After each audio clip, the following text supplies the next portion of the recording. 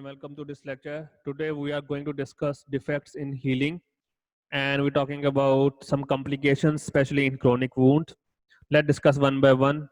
Start with venous leg ulcer, and when we talk about venous leg ulcer, we can take a look of this leg ulcer, and it occur usually because of the chronic hypertension, or it occur at old age, or because of the congestive heart failure, or it usually occur because of the breakdown of the red blood cell in with the along with the presence of chronic inflammation.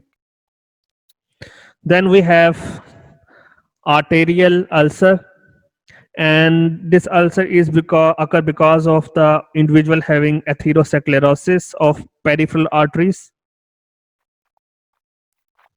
or it occur because of the patient having with diabetes, or because of the ischemia resulting with atrophy and necrosis of the skin and tissues.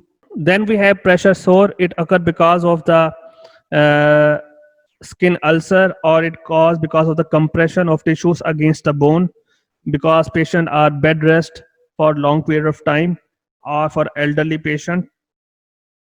And it is also caused because of the mechanical pressure. Then we have the diabetic ulcer, and that ulcer occur because particularly around the feet where tissue necrosis occur, and because of the diabetes, patient feet fail to heal, and it is also occur because of the pressure, and uh, it is characterized by the epithelial ulceration, and it could be occur because of the small vessel damage, tissue necrosis. We will discuss in detail in upcoming lectures.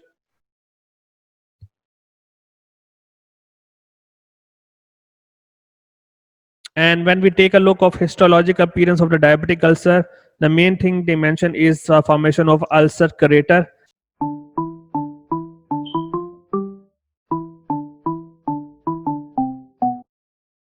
And what is crater? It just look like, you can see this structure is just like a hole.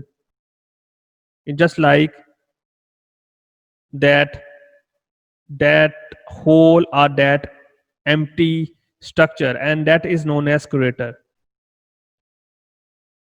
So the main thing that will be characterized in the histological appearance in diabetic ulcer is the formation of the ulcer crater, and we will discuss diabetes in detail in upcoming lectures. So thank you so much for today's lecture. Hope to see you again.